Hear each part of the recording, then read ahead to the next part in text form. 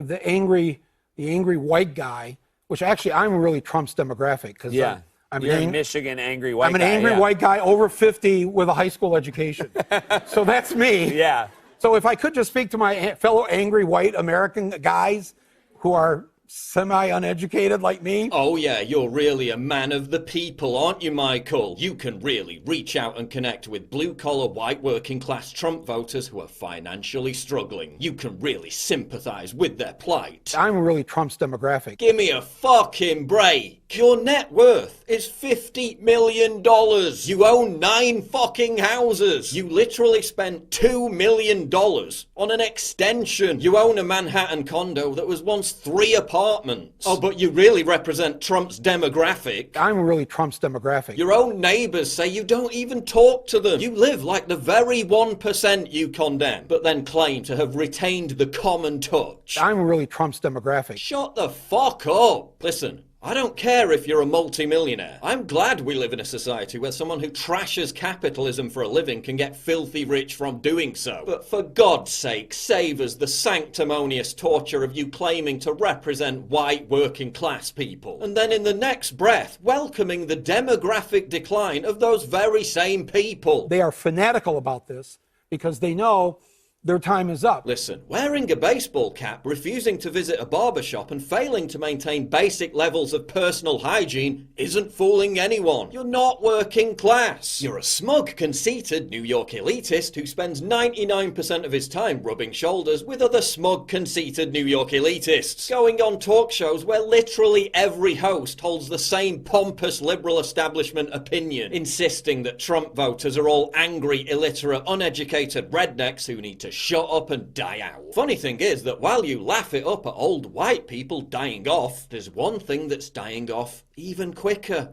Your career. Your anti-Trump diatribe Fahrenheit 11.9 was a total flop. It grossed 1/20th of the money you made from Fahrenheit 9/11. Guess that next $2 million extension will have to be put on hold. Your Broadway show was also a complete financial failure. Even left-wing publication Variety admits you've lost your audience. Why?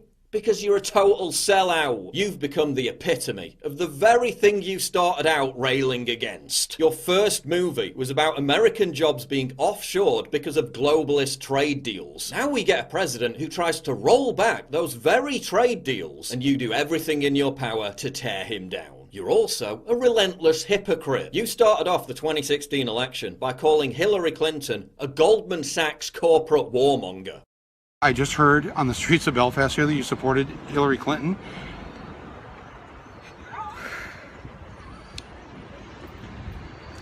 She voted for the Iraq War. She is funded by Goldman Sachs. This is not good. Now we have Hillary Clinton and you to blame for this. Only to turn around months later and endorse her after the DNC screwed over Bernie Sanders. But you should be out there doing what you can do to get Hillary Clinton elected because every minute counts now. I mean, this is a pretty good person. She's a decent person. I believe that she has made incredible changes that the left should embrace.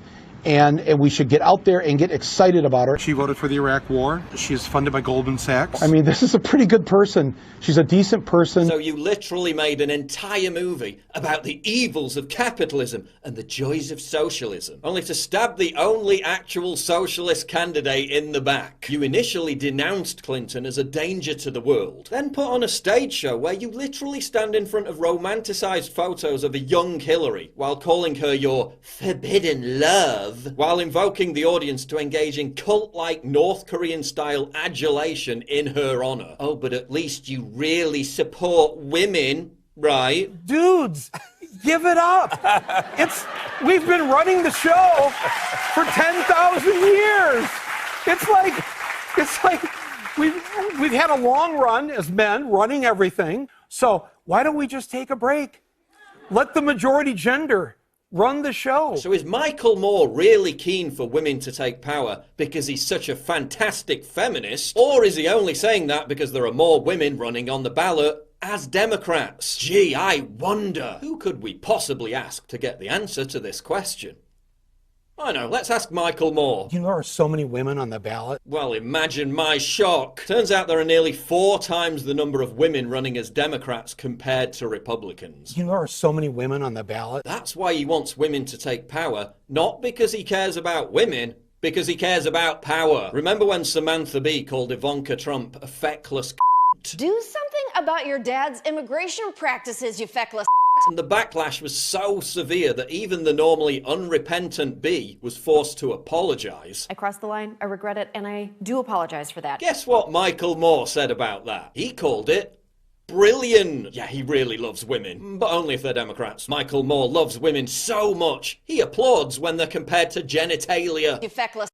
Such a good feminist. Michael Moore loves women so much, he palled around with serial rapist Harvey Weinstein for years, calling him, quote, one of the best people to work with in this town. Then when Weinstein was exposed, Moore went quiet for 8 straight days. When asked about it by the media, he refused to comment. Then when he finally did say something, he basically just blamed all white men. Funny that, isn't it, Michael, that while you were smearing Trump supporters as rapists... If you hold down the woman while the rapist is raping her, and you didn't rape her, are you a rapist? You were best buds with an actual rapist. Michael Moore loves women so much, he bought 9 properties, then threw his ex-wife under a bus for spending too much money. So many women on the ballot? Listen, when your entire relevancy is completely dependent on the very corporate media establishment you used to rage against, and your only real platform is the corporate media establishment, then as a fat, putrid, hypocritical sellout whose career is on the wane, what else are you gonna do but shill for that very same corporate media establishment? So listen, Michael, keep making your little movies and your stage shows, keep cashing in on that elitist, leftist arrogance, and keep being pimped out as a mouthpiece for the very system you once opposed. But please, just stop pretending to represent ordinary working class Americans, because you're so far away from them at this point, it's quite frankly shameful and embarrassing. If the majority of the people